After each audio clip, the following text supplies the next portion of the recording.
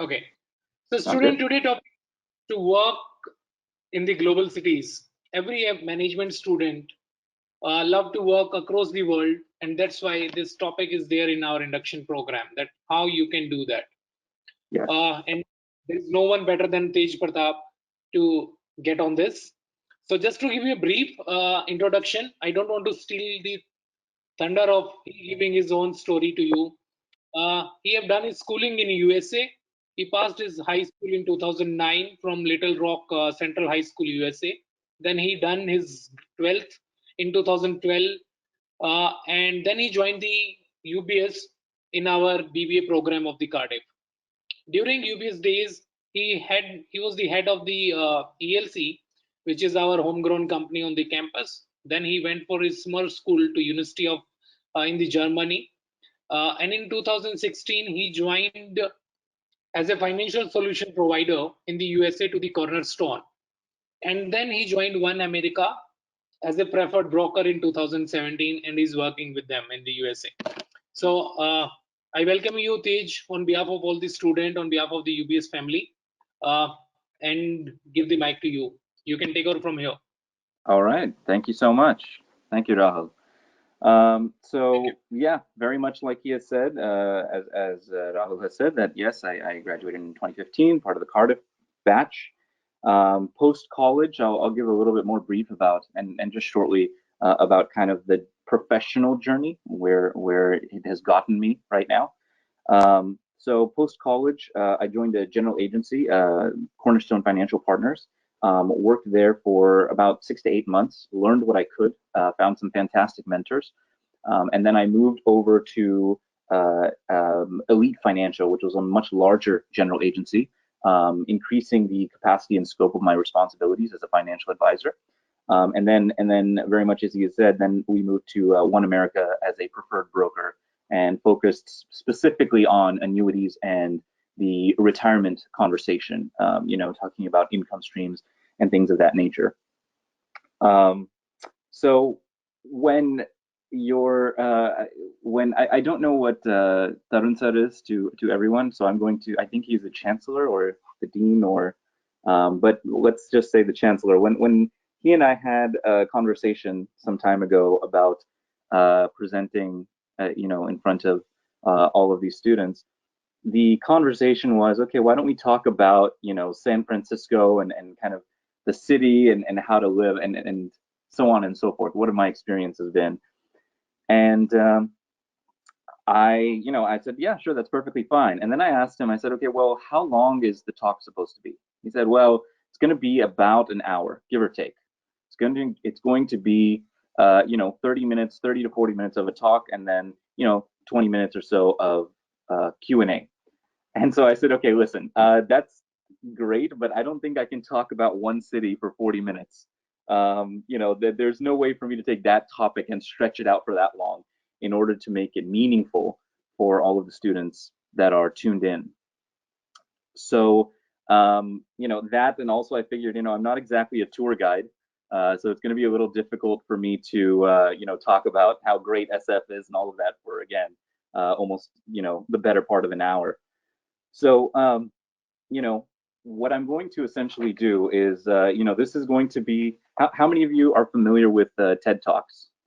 I'm gonna try and see if there's a chat, then when you enter into the chat, then I can kind of see that. Hold on, pull that up. There we go. Oh yeah, there's the chat. Okay, yes. All right. Okay. Yeah. So you guys are familiar with TED Talks. Okay. What today's talk is going to be? It's more like a tidbit talk. And that's basically, I want to kind of combine multiple topics together. I'll talk a little bit about San Francisco, but that's not going to be a bulk majority of the talk. It's going to be certain, I guess if you want to say pearls of wisdom, or things that I do in order to, that'll help you in your professional and your personal lives. And that's kind of what I want to share with you all today. So it's going to be kind of all over the place. I'm also kind of glad they're recording today's session because I wanted to go back and record it, as a video and then send it to you guys for, future reference. So the fact that we're recording this session is absolutely perfect. And I do have some notes which I'm going to be sharing with everyone. Right now they're handwritten, so when I'm back at the office, then I'll be able to get it typed up and send it over for everyone who is tuning into the call today. So anyways, San Francisco. What can I say that has not already been said about San Francisco, right? From a student perspective and from a freshly graduated, ready to take on the world perspective, there's a few pros and cons, obviously, of the city. Number one, kind of most obvious, is that it is an opportunity hub. Okay, there are so many of the top tech companies are based in and around San Francisco. Essentially, the name Silicon Valley is synonymous with that area because of the high concentration of very well-known tech companies, as well as many of the new players. Yes, Mithilesh, the Bay Area, absolutely. And so, we're talking Google, Facebook, the big players, but then we're also talking the smaller guys like Marvel, Cloudera, and so on and so forth. So from that perspective, it's an opportunity hub. Now, for some of you who are not as familiar of the tech world or in the tech world, that's the beauty about being in a business course, is that you understand that your skill set, your knowledge is very versatile, right? So in the tech world, there will be a need for people that are good at finance. There will be a need for people that are good in HR. There will be a need for people that are good at logistics and operations, and so on and so forth. It doesn't necessarily. There may be some specifics which you learn on the job, but for the most part, the knowledge that you are learning will be of help to you in just about every industry that you can possibly think of. So it's an opportunity hub, right? There's plenty to do, and that's saying as both you can activities and whatnot, but also from a networking perspective, there's a lot of events that you can go to in the city and around the city. And I think another pro would be that the diversity there is also, you meet all different types of people from all walks of life. And I think that's very important. I think even UBS strives to do that in the sense that you will, your fellow classmates, you will meet a lot of people from different walks of life, right? And it's great to have that exposure because it broadens your horizon, right? Things I'm not really a fan of in the city is that it's got a very, very high cost of living. In the sense that, there's a saying over here where we say, you have to stretch your dollars, you have to stretch your money. What I mean by stretching your money is that you have to, you have to use your money to try and get the most amount of goods that you can. I'm sure finance majors, the economics folks will understand, purchasing power parity and that is essentially San Francisco has got a very, very high cost of living due to just in general the land, the state, housing prices. There's n number of things that contribute to the very high cost of living. So that's obviously not a great thing. Another two things, I'm going to kind of wrap this up because I want to move on to the other topics. Homelessness, obviously a big problem. Now, I know compared to India, it may not seem as bad, but anywhere homelessness is always, it is indicative of problems that are, beneath the surface that people don't pay attention to, right? So that is, again, a con of the city that I consider. And then it's also another con, is I would say it's a bit of a challenge for people that are just starting out fresh, right? If you're starting out fresh, like your first job and you're going in there, if you've already held a previous position, or if you've already have, let's say, work experience, or you already have something under your belt, then the chances of you getting what you're worth is much higher. But if you're fresh into the city, all you have is your degree, and you have to really put in the effort to go out there, network, meet people in order to get the opportunity that's right for you. So that's kind of San Francisco in a nutshell, right? So with that, I guess we covered, the topic that we're meant to cover, and now we're going to kind of change gears And I want to talk about a lot of things which are helpful towards developing yourself in your professional and personal life. Okay, some of these things I have used. So all of these things I have used at one point in time. Some of them I'm still doing myself today, and so I wanted to just share that with you all, and then I hope this helps you all going forward. Okay, so whenever we try to accomplish goals. Now, as students, I know you guys have a lot of goals as far as, you want to study well, you want to certainly get good grades on the exams, but you also, for our MBA students, I'm sure you guys are also working on placement interviews and things of that nature as well. So that's essentially, there's a lot of goals that you have to accomplish. And this is even true of the corporate world and the business world, whether you go in the corporate world or whether you go, let's say, the route that I took, which was more general agency, financial management, or client to client basis. You're going to be working on many projects, sometimes simultaneously, right? And you're going to have to deliver, right? So how do you do that, right? How, it's very hard to accomplish goals if you are feeling sick and tired all the time, right?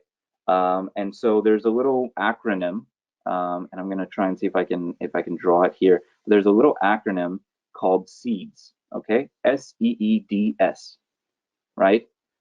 Let's see, maybe I'll put it in the chat. SEEDS, there we go. All right, that's our acronym, and essentially each of the letters stands for something which you kind of need before, you should tend to your seeds before doing any major project, right? Not exactly. Good try. These are specific. They're not one word. Well, some of them are one word, but they're, so in the same way that seeds grow best when the soil is cultivated, fertilized, and watered, people grow the most when they're ready physically, mentally, and spiritually. Okay? So in order to be most effective as a person, you have to plant your seeds first and tend to them before tackling big projects. Now, what are the seeds? Very plain and simple. S, sleep, right? I know, this is not a great time as far as talking to students about sleep, because I imagine during exam season, nobody is sleeping. I've seen plenty of people cramming up late and rushing to the exam with only maybe an hour or 2 hours of sleep, or maybe even no sleep for the, for those who really have to prepare. So, if you're tired all the time, you can't do your best work. Making that big goal, or making being able to meet multiple goals or projects, that becomes virtually impossible because you're so lethargic and tired, right? E is exercise. Obviously, there's a saying that is, you either pay now or you pay later. Okay, so you have to decide when do you want to pay. Eventually, you will have to.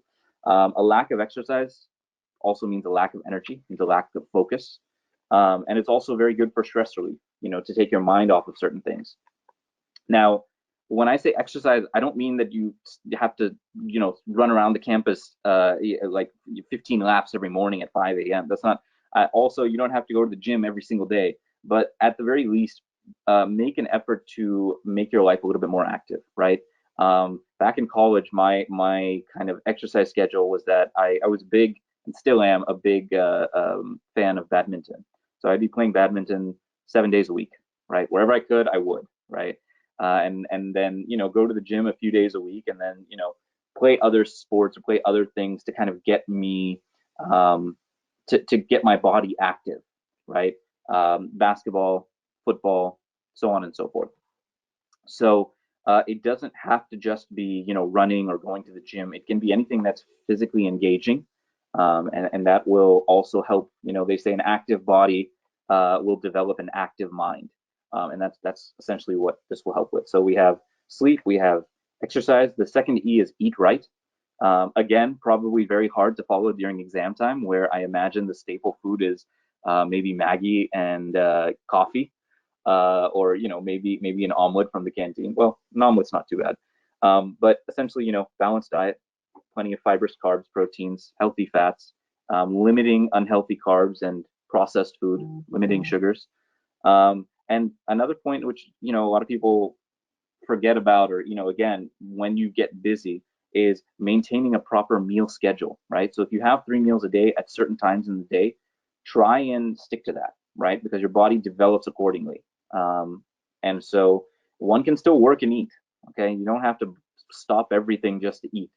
And then obviously portion control being another thing is, eat until you're content, not until you're sleepy. Okay. And that is something which, and being a Sikh, one of the things that I'm sure all of you are aware of is langar. Whenever after, going to the Gurdwara, you go and have langar, it's essentially the time, we really pack it in, and then, we're very sleepy afterwards. Typically, I'll say I'm speaking for myself. Maybe no one else is like that, but for me, that's, the case. So eat until you're satisfied, but don't eat so much that you are sleepy, right? D, drink water, right? 8 to 12 glasses a day, or let's say 3 water bottles, right? 3 to 5 water bottles if you can do that. Water is to you what oil is to a car, okay? A car has all the parts and pieces and everything together, but without the oil, it's not going to be able to function. So same thing with water. And then the last S is your source of strength. Okay, what is that? What do I mean when I say source of strength? Do you guys want to take any guesses? Sleep. Yeah, you could say that, sure. A source of strength is something which is motivating you to achieve that goal, right? Something from within that is helping you get to where you need to get to. For some people, it's family. Exactly, it drives you. Positivity, certainly. These are all responses. For some people, it's family. For some people, it's God, Bhagwan. So it really is depends. But you have, what is it that fuels that inner fire? Could be goals, and so you have to determine what is that source of strength for you. So that's what it is in a nutshell. Seeds is, once again, sleep, exercise, eat right, drink water, source of strength. And before any big project, focus first on tending your seeds. So that's kind of one of the things. Now, obviously, that's about getting healthy, but I want to ask you about this phrase about transforming lives. Have you guys heard that phrase before? Transforming lives? Does it sound familiar by any chance? Anybody? Can you tell me where it's from? What is it? Where is it from? Okay, there we go. Swarnim with the answer. Nidhi, there we go. All right, UBS, absolutely right. That is the motto of the institution that you are at, right? Universal Business School, transforming lives, okay? Now, many people, and even I was like this when I first went to UBS, I thought, okay, where am I, right? Where am I? Where's, Bombay is so far away. I can't have fun on the weekends, this, that, the other, all of these complaints. And then I looked at it from a different perspective. I said, okay, listen, where am I? I'm in an isolated environment, okay? I have time on my hands, which normally I wouldn't otherwise get. I need to try and make the most of that time, okay? Because as everyone knows, time is your most valuable asset. It's the only thing that you cannot get any more of, right?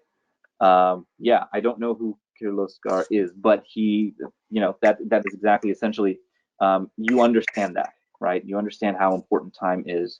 And so use that time to develop and hone yourself, right? And what I mean is essentially, in addition to your studies, and I know this is tough to do, but in addition to your studies, pick one thing and work on that. Now, if you say, okay, you know what, I want to lose weight, I want to get into shape, right? Then focus on that. If you say, okay, I want to, if you say, okay, well, I want to get better at my communication skills, right? I want to get better at maybe speaking in English, then work on that. And ask your professors to help you, because some of your professors are also very, very good speakers as well. So ask them, go to them and ask them for maybe 30 minutes or so. There's, I think Shivangi is their microphone is on. If you can please mute your microphone. Thank you. If you can essentially, go to the professors, or there may be certain students or friends of yours that speak very well English, talk to them and, get an understanding as to what they do, how they did it, and work with them to see if that is something you want to improve for yourself, right? Whatever it is. But pick one thing and try to focus on developing that. Yes, as very much as Swarnim has said, it is definitely a must for those who are looking to go abroad. English is a very widely spoken language, and so you need to be very fluent, not only spoken, but also writing as well. because you will need to be, non-verbal communication, basically written communication will also be very important. So, pick one thing, any one thing to develop and hone, because the environment that you are in right now is actually an excellent environment for you to develop yourself, and to develop skills. Um, the knowledge that you're acquiring, skills are built on the knowledge that you acquire. So if you, upon learning what you are learning, you realize, okay, you know what? I want to learn this skill to help complement my knowledge, then you are in a place where you can do that. Now, BBA students, for any of the BBA students that are participating on this call, they have a bit more of an advantage as far as, they have 3 years as opposed to most MBA students that have only 1 year or maybe 2 years. But even then, time moves very quickly. The way I look at it is that the hours and minutes are very slow, but the days and months are very fast, right? Like take for example this talk right now. I ran late by like 30 minutes and delayed everyone. And again, I'm sorry for that, but that must have been a really long 30 minutes, right? Or the last 10 minutes before the lecture is about to end. It seems like it's forever. You're just waiting and waiting and waiting, and finally, okay, lecture's over, right? Um, so hours and minutes are slow, but then you'll realize, okay, once it comes time for the convocation ceremony, you're going to be like, wait, what? That was 3 years? That was 1 year? What, that quickly? It flew by. So, take this time to work on yourself. And more than just, of course, you're getting an education, you're getting the knowledge that's needed to go out into the real world and succeed, but work on yourself as an individual and pick one thing that you put time to it, even if it's only 30 minutes a day, right?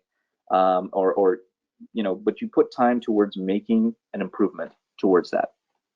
Now you're saying, okay, well, transforming lives, okay, great, I get it. Okay, I need to improve myself, but I'm so busy. I'm already like, I don't know what to do, how can I do that? Okay, well, I want to tell you about, this is kind of probably, if there's any one thing to take away from this talk, it's going to be this section right here. And this is something which I use. I used it to very well success in college. I was able to balance multiple different things. And I'm also using it now as well. And that is something which I like to call DMAs. Okay, DMAs. Anybody want to take a guess as to what that stands for? What does DMA stand for? Anybody?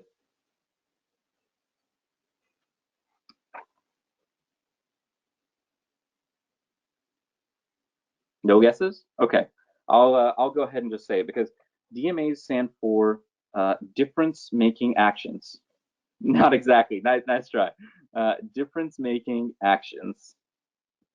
All right, that's what DMAs are. Now you're probably saying, well, what the heck is, okay, what do you mean? Have you ever had days where you've worked really hard, but at the end of the day, you felt like you didn't really get much done? How many of you have had that, have had days like that before? That yeah, okay, it's quite a few of you. All right, where it's like, you worked hours, and at the end of the day, you're like, aaj maine kya kiya? What in the world did I, what did I accomplish for today? I don't think I did anything. So what DMA does is it gives you focus and it gives you intentionality to do the most important things every single day, right? You're probably saying, well, okay, how does one do it? Another scenario, which maybe some of you are familiar with, sometimes you say, okay, Tika, I have so much work to do today. I'm going to make a list of tasks. Okay, I'm going to make my to-do list. So you make the to-do list, and then you look at it, and you're like, I have that much to do.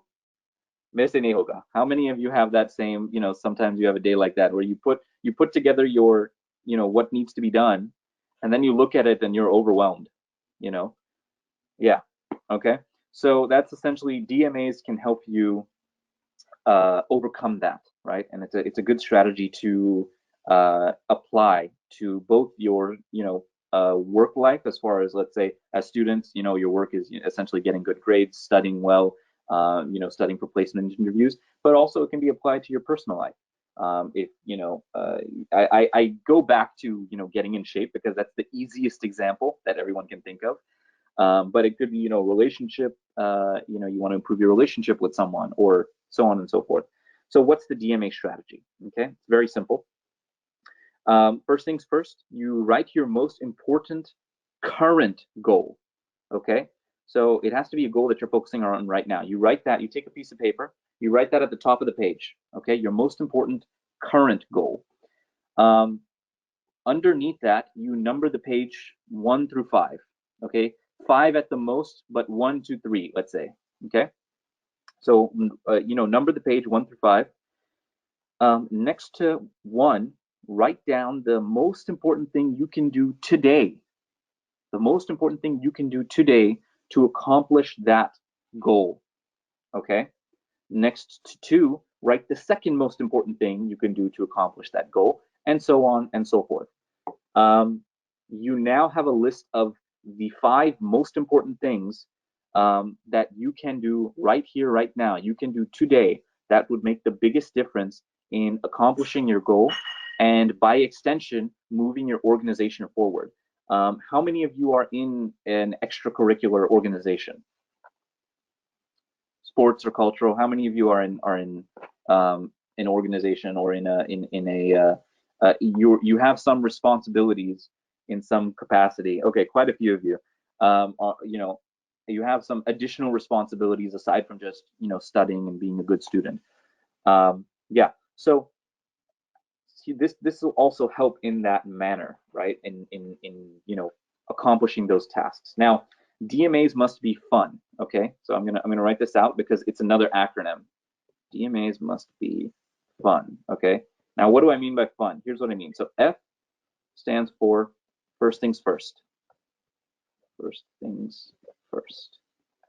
Okay, what I mean by first things first is, I mean, you need to write down the tasks in the order of the priority.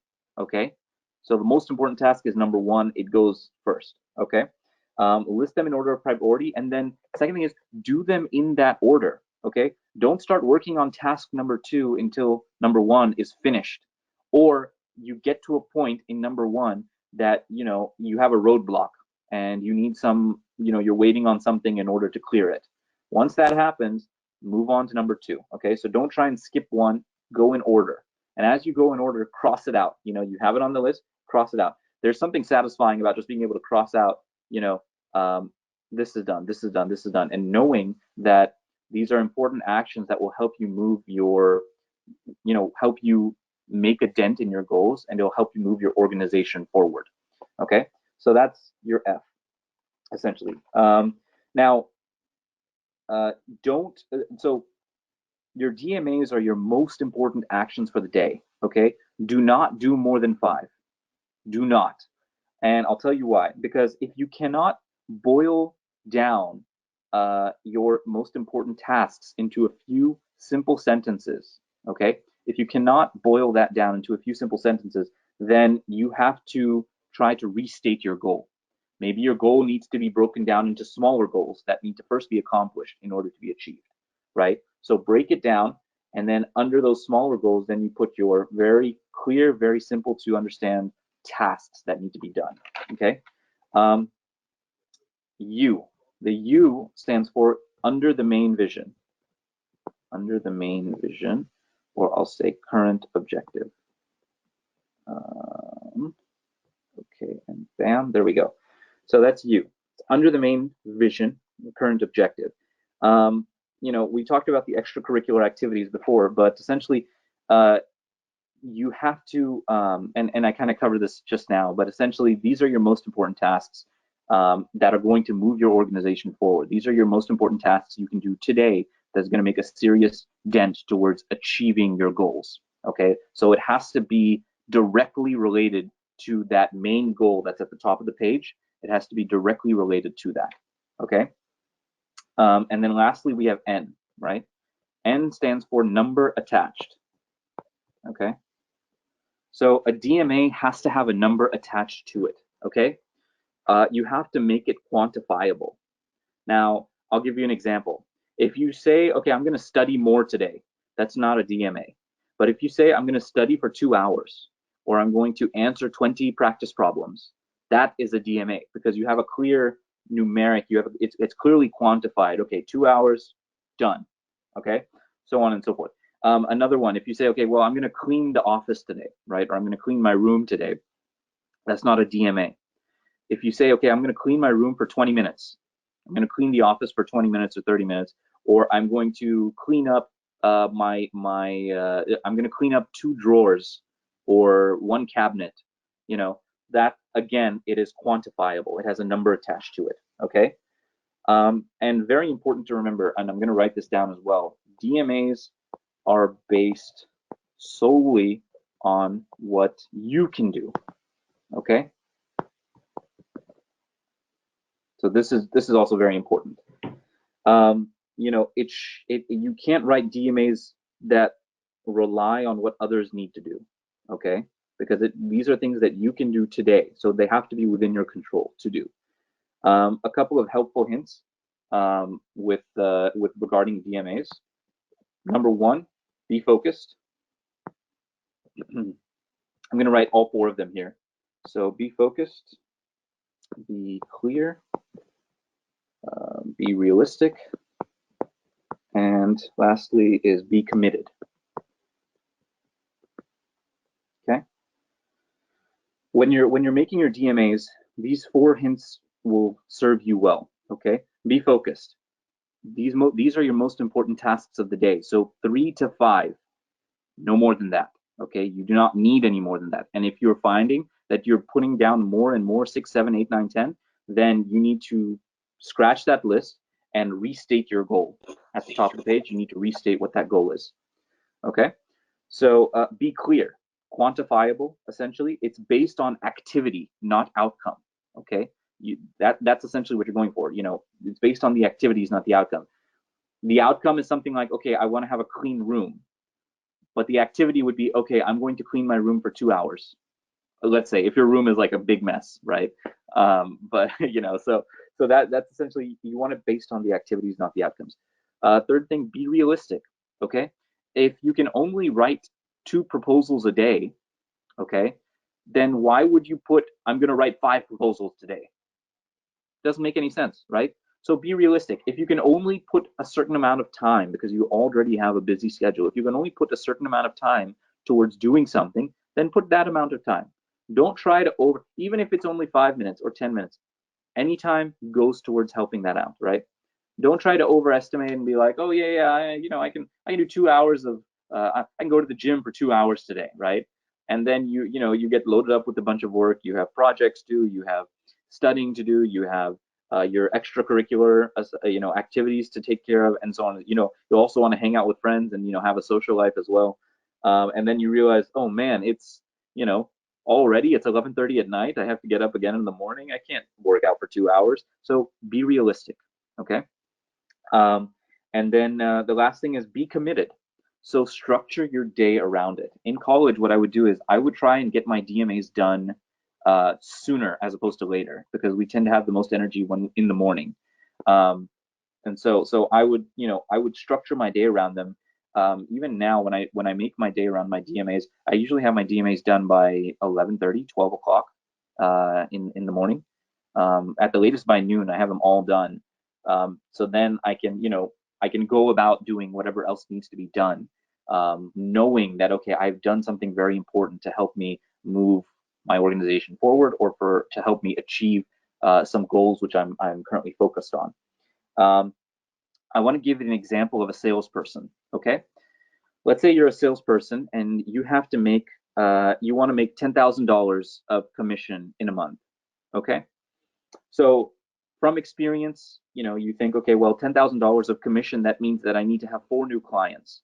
Okay, well, in order to get 4 new clients, that means I need to have at least 1 appointment daily, right?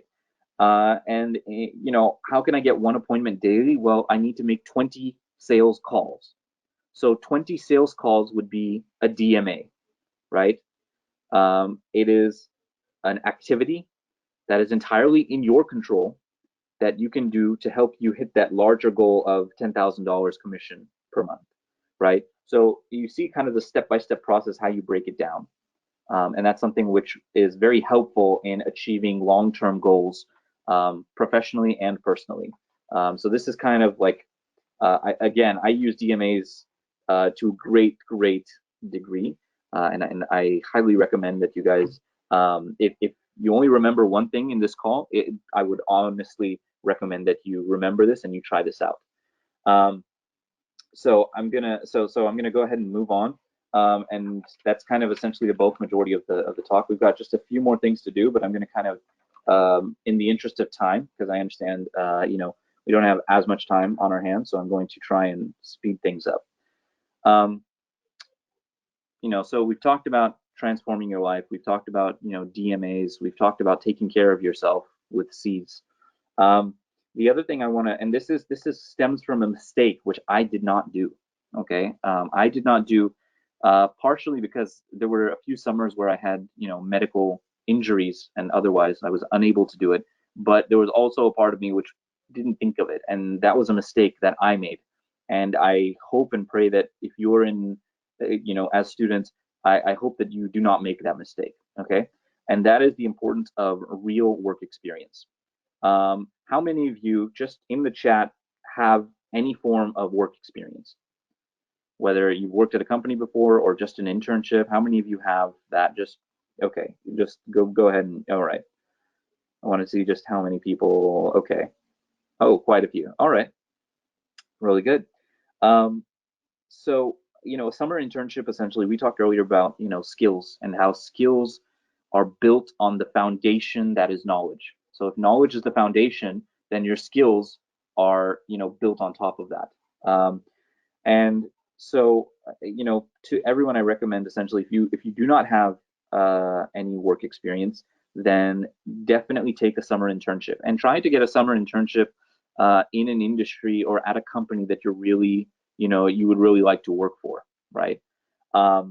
What does it do? Two things. One is it allows you to build skills. It allows you to take what you learned in theory and apply it in practice. And it also gives you firsthand how do things work in the real world. The great thing about the professors at UBS is that many of them have corporate experience, right? So I'm sure they will tell you, okay, this is how it is in theory, but in actuality, when you're on the ground, it's going to be a little bit different, right? Here's what to expect. And so that's essentially, there are many campuses that do not have professors with that kind of corporate experience. So, summer internships, they help you build up skills. They also help you network, right? Networking is a big part of the, again, if you're going into the corporate world, or in any case, you need to network, essentially. You need to connect with others. And you never know where a connection might come and might help you out down the line, right? So it's always better to make that and to build bridges instead of breaking them, okay? The other thing is, this is something which, how many of you are familiar with who Mark Cuban is? Anybody know who Mark Cuban is by any chance? Yes, no, maybe? If you don't know, it's fine. It's fine to say, no, I don't know who that person is, okay? It's perfectly fine to admit that. Okay, so Mark Cuban is a billionaire tech investor and entrepreneur, who is also the owner of one of the NBA teams, one of the professional basketball teams here in the U.S.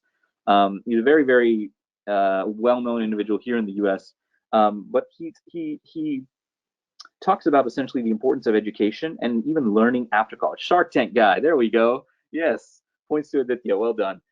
Yes, he's also on Shark Tank. Yeah, so he talks about a concept which is essentially, after you graduate from school and you're finally done with your education and you start working, you've fundamentally changed the learning landscape, right? Think about it like this, okay? Up until your studies are concerned, you've always had to pay to learn, right? Whether it's tuition, whether it's tutoring fees, whatever it is, you've always had to pay to learn the knowledge, right? After your education is complete, and you start working, you are now being paid to learn, okay? Your salary, your package, you are now being paid to learn on the job and get better at the job, okay? So that's a fundamental shift from education into, the real world. Okay. But you're still learning in both cases. The only difference is this time, instead of you handing the cash in order to learn the knowledge, the companies are handing you the money in order to learn how to do your job better. Okay. So paid to learn versus paid to learn. That's why you need to learn and learn what you need to and move on, right? There used to be a time where people would say with pride that I worked for that company and that company for 25, 30 years. I only worked for one company, 30 years, and I'm retired, and that's it. So there used to be a time like that. Today, it is a changing landscape. With things are moving faster, it's a much more competitive landscape. Just as well as you have built up your skills, and your company, if you feel your company does not value you, then look for other opportunities. Or if you feel that you have learned what you needed to learn, okay, then look around to see where you can challenge yourself and where you can learn in maybe another position or maybe in another organization, right? Like I said, most people will tell you, okay, after you graduate, stay in a job for 2 years. It's typically that it's 2 years, stay in the job, and then I tend to agree with what Mark Cuban says. His philosophy on that is that, listen, you were there to learn, and you're getting paid for it. So if you learn, what you needed to, if you've learned everything in say 6 months, okay, then you now have new skills, you have new knowledge. You can use that to, you can use that to get better positions. You can use that because, trust me, competitors will know. They'll know, okay, this person has really honed and developed themselves. This is the kind of skill set that they have to go forward. So essentially, you want to build up that work experience. Okay, very, very important that you do that. So if you can take an internship, or if, let's say, you have a family business, then take one summer and learn the ropes of that family business. Learn how maybe the accounts are done in the family business. Learn how the negotiating is done. These are skills that even if you don't join the family business, but let's say you decide to go a different route, these are skills which will inevitably help you in the long run. So real life work experience, very, very important. And then kind of the last thing which I want to talk on is, look beneath the surface. Okay. Not all deals are good for you. Okay. This is something which, again, whenever we get a deal or whenever you get an offer, we get very excited, right? And even I had that period of excitement, when I first started working, and it's like, oh, I got an offer back. Oh my God, I'm so happy. This is what I made. Oh, I'm so thrilled. But being at work now, it's been about 5 years since I've graduated from UBS, and I've learned a lot in the sense that not all of the partnerships or deals that are offered to you are good for you. Okay. I'll use actual cases. Now, Cornerstone was the first place that I worked at after college, Cornerstone Financial. But there were some. I was grateful for finding my mentors there, but there were some very bad partnerships that I had with others during that time, whereby I would be doing a lot of the work, but I wouldn't be getting as much credit or recognition for the work.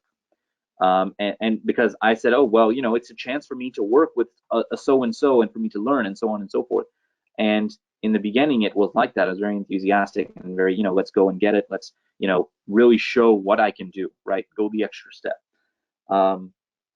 But, in a good partnership, obviously your actions and tasks, but you are well appreciated in that partnership.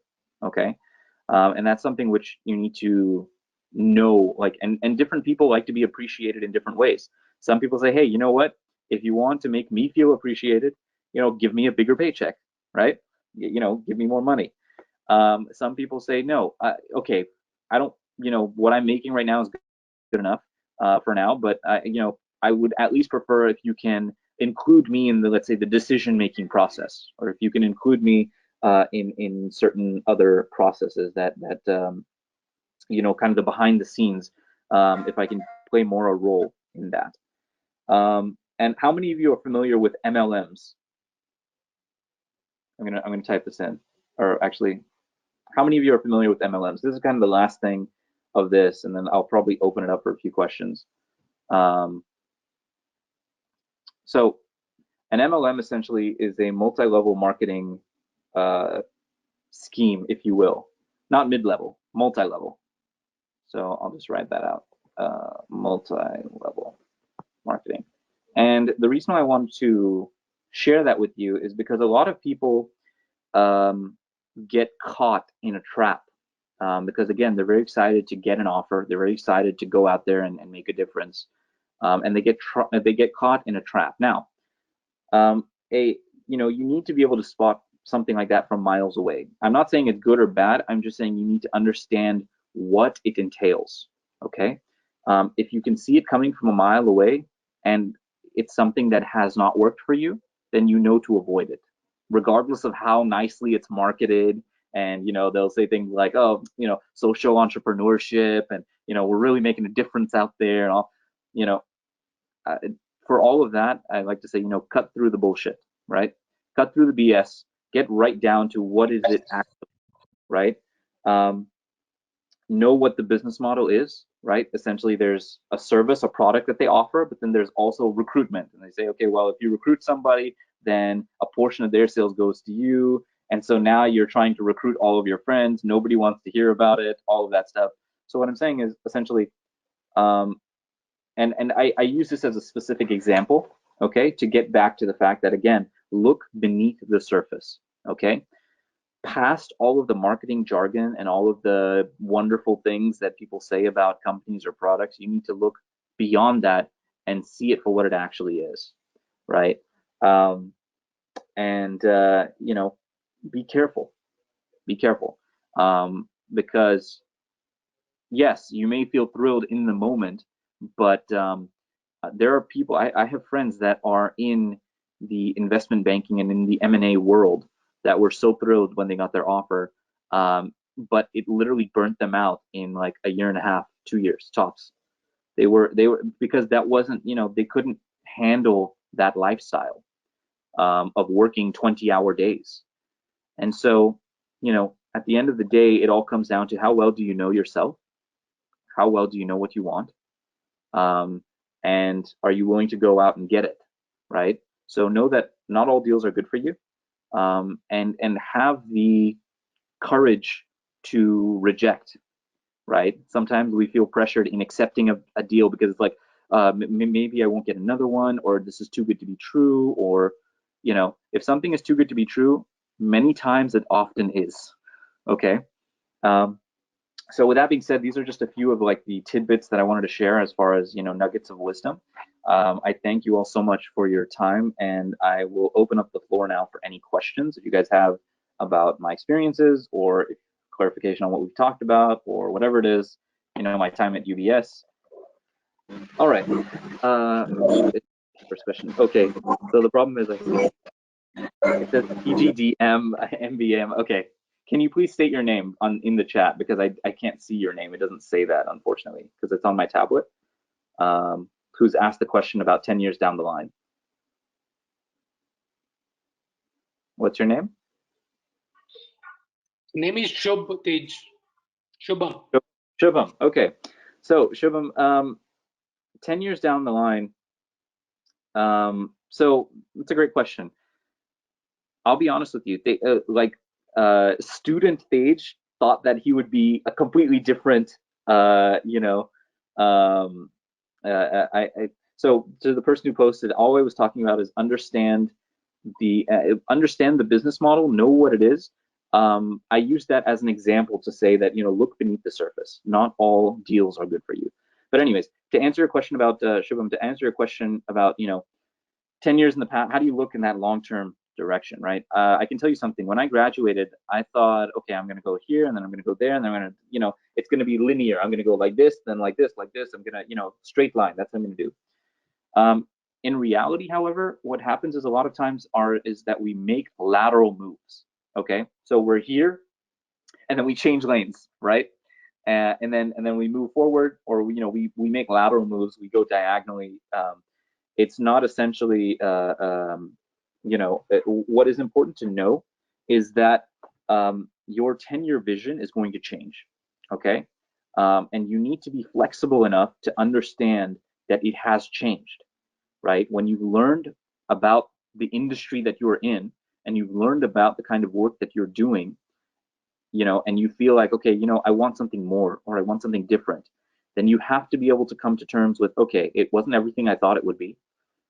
There's great things about it, but there are some things that are missing. And so I want to move to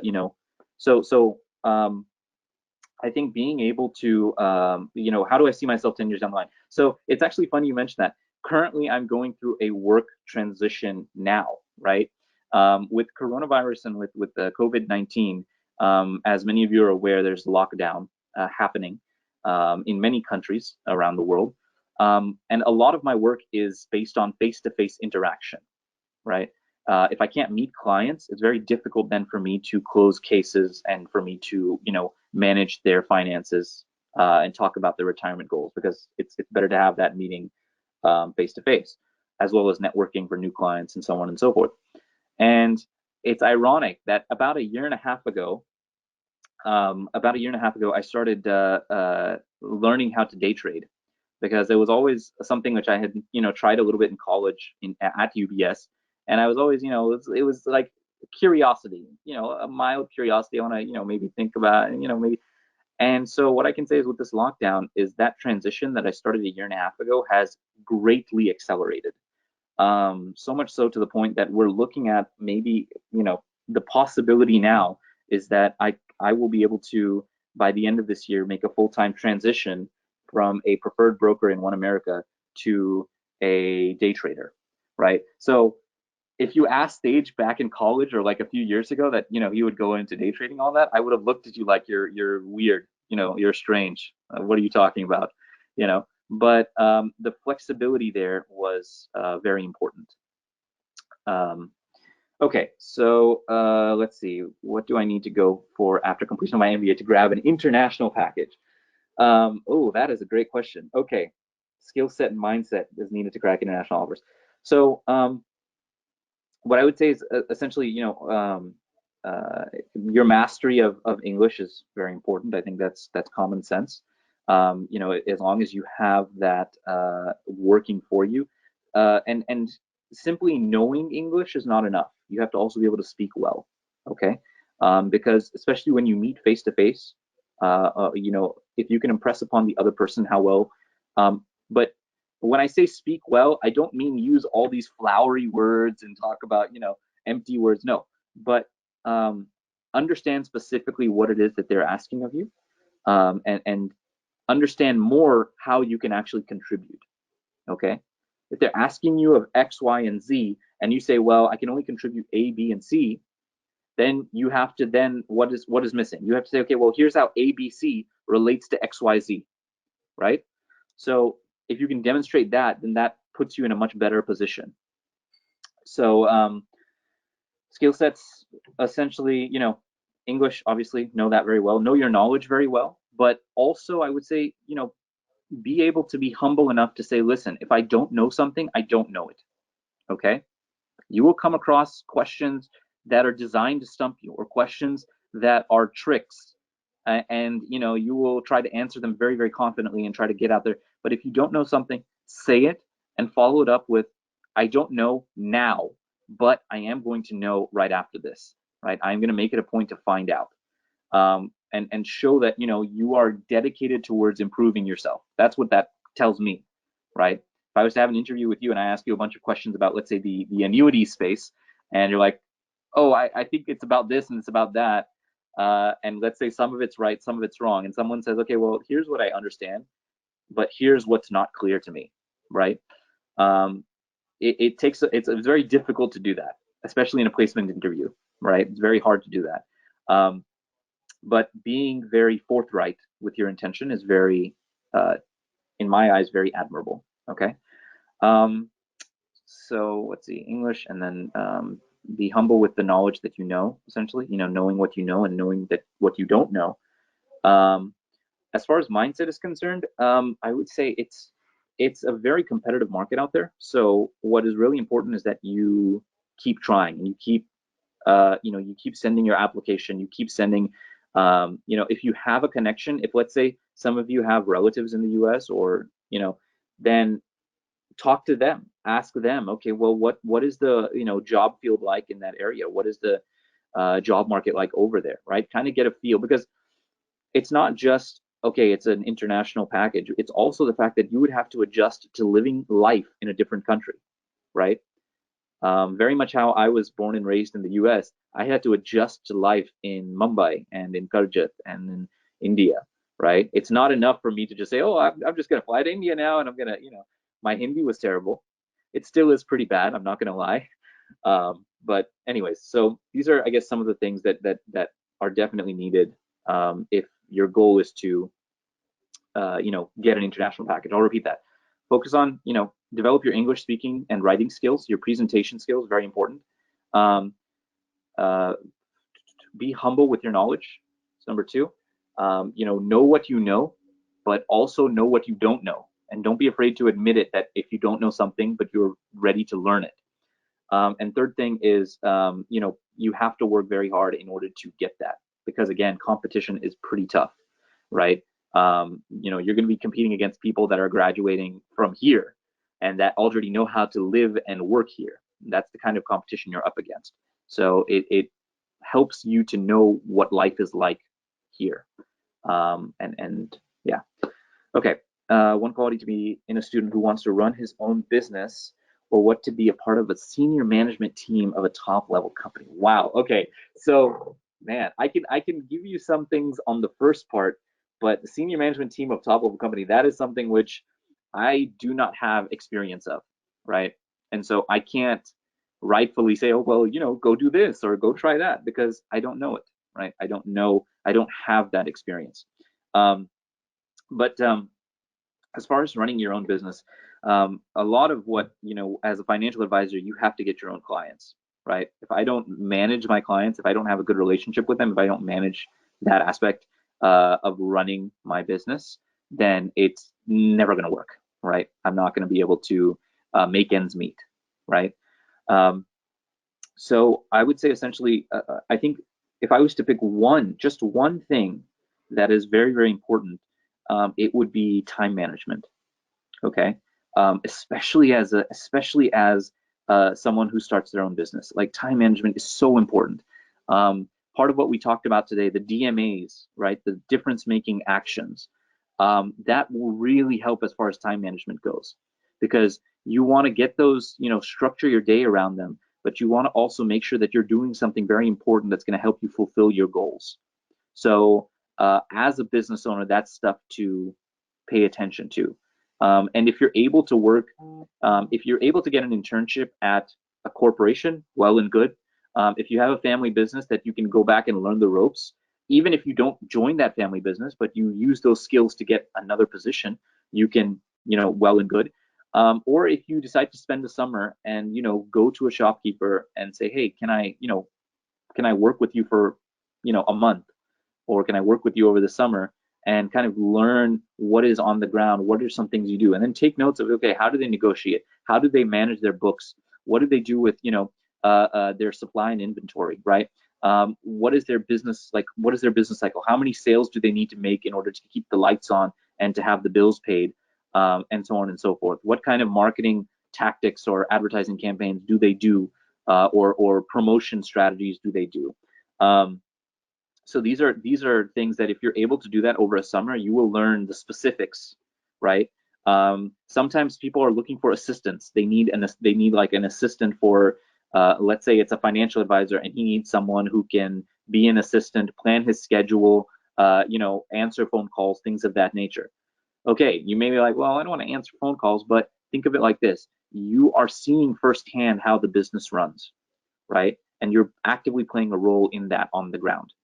And it's temporary, obviously, because you're there to learn the skills, and to understand what it means to be an entrepreneur, right? So there's really no experience like actually doing it, or actually asking someone that is a business owner, even if they just own one or two shops, to asking to work with them for a few weeks, maybe a few months, to kind of see what it is firsthand, Okay, I think after this I'll answer this one, and then I think I'll do 2 more questions, and then after that I think we'll call it a day. I'll call it a night for you all. As we all have big dreams to accomplish in our futures, but many times I feel I'm on the right track to go, but I'm coming close to my dreams or going far. What will I do to feel? Okay. So my understanding is that the question essentially asking is, if I have dreams, I have goals, what will how do I know if I'm getting closer to them or if, I'm not, right? Essentially, that's what I'm getting from this question. Like, what do I do in order to spend my time in such a way that I feel like I'm getting closer to my goals? Great question. It is, I like to say it boils down to essentially the simplest of things. Okay, it really boils down to the simplest of things. Now, how do you define simplicity? Simplicity is essentially identifying what's the essentials. Okay, identify the essential, and then get rid of everything else.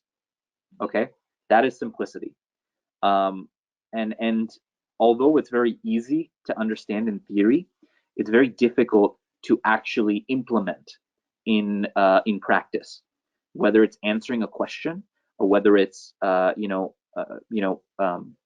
let's say engaging in a specific part of a business is very difficult in order to do that successfully, and it takes a little bit of practice to do that. So focus on the simple things. Focus on the things that have a direct impact as to what your dreams are. Okay. And if you have a big dream here, you say, okay, I want to have this much of a package, or I want to work for so and so company, or I want to, go into my own business. If that's your big goal, okay, break it down into smaller goals. Okay. Break it down into smaller goals and start hitting those smaller goals. Okay. In order to make a cake, typically you need a few ingredients, right? So if you want to, they say, what is it? You can't have your cake or eat it too, or something like that, whatever. In order to make your cake, essentially, you need to have a few ingredients. So if you need to break down that big goal, that dream, into smaller goals that are more achievable, then that should definitely help you feel like, and help you progress in hitting that big goal when it's meant to be hit. Okay. Will the hiring process get hampered for international job offers because of the COVID pandemic? I want to say not only international job offers, even domestic job offers are getting hampered because of COVID pandemic. Now, I don't know what the situation is like in India. I do know that they've also instituted a lockdown as well. But it's where even police are pulling people over that are out, and curfew is in full force. But yeah, I would say it's this is a tough time. You've got to buckle down.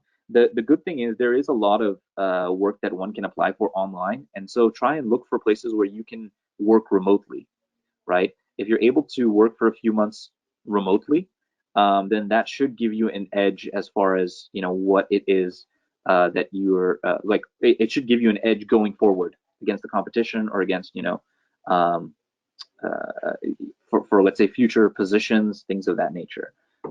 So yes, affected by the COVID pandemic, definitely. If you can work remotely, that will definitely be like you'll still be able to, you should still be able to have some degree of success there.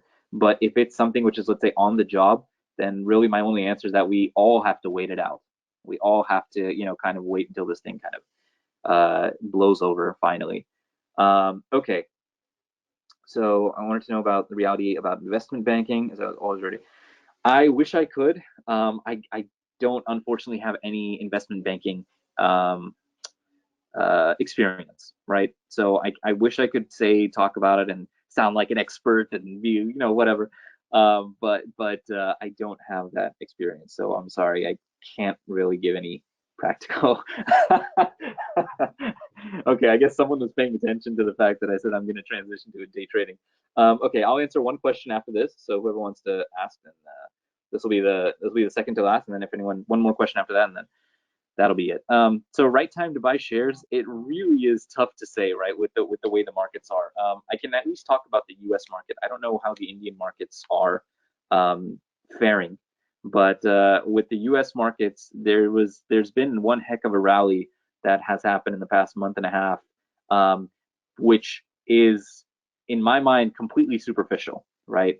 And I say this because as more and more numbers come out about the economic job loss and the businesses that are being shut down permanently because of COVID, and yet the stock market is going up and up and up, like that doesn't make sense. Your economy is going down, but your stock market is going up, right? Your stock market is supposed to be an indication of your economy. So what I'm the general outlook amongst traders and amongst investors that are managing their own portfolios is that we are going to have a big correction, because we had a big correction first, but then due to a lot of money being pumped in the system by the Federal Reserve, trillions upon trillions of dollars, as well as Congress providing billions of dollars for company bailouts. It's a very superficial way of trying to raise the stock market. So I would say wait a little bit. If you do watch stocks and things of that nature, then I would say wait for a little bit and keep an eye on how low the market goes. You may be able to, because a lot of money is made in two ways. One is you capitalize on the fact that the market is going down. There are certain financial instruments that appreciate in value when the market crashes. Okay, so you're probably saying, well, what? Yeah, you can make money if the market goes down or if it goes up. So there's certain, but the other way to make money is after it's fallen down. There's usually, once things have settled, the dust has settled, there's usually a rapid buying back, right? Where people realize that certain shares you're getting for dirt cheap. I'll give a prime example. Amazon, I think, hit 2,600 US dollars per share a couple of days ago. Back when this COVID thing happened, and I think the worst of the markets, US markets, got down to was around March-ish. I think Amazon went down all the way to about $1,400, right? So $1,400, had you bought one share now, and then you held it, and then you sold it at $2,600, right? You can see how a lot of the things that they'll be available for cheap. So I would say keep an eye on the market, and when you find good value for the stock or share that you're interested in, then pick it up at that good value. So that's something which you will have to do the research for, however. So yeah. Any other questions, or are we? I think I've taken plenty of your time. Wow, 9:40. Okay, Jesus. Anyways, so if there's nothing else, I'm going to let you all go and eat dinner. Okay. I hope and pray that you all have a wonderful time at UBS. You all develop yourselves, and who knows, maybe in the future, maybe we'll have talks about. I'll see if there's an interest of day trading, and so if people want to learn how to do that, then we might do something like that. And maybe I'll see you guys sometime in the future in a professional sense. That would be pretty cool. I'm not gonna lie. So yeah, I hope you have all of you have a wonderful evening and a wonderful weekend, and I will see you all later. I would like to thank Tej on behalf of everyone and the UBS family for spending such a time and sharing so many tips for the students. I mean, we can look at the comments, where students are mentioning how great the session was, and I'm sure most of them will use the tips which you mentioned it about. So thank you so much once again from all of us. Oh, I should be thanking you for waiting on me for so long. But yeah, take care, everyone. Thank you so much. Take care. Bye-bye. Most welcome. Thank you.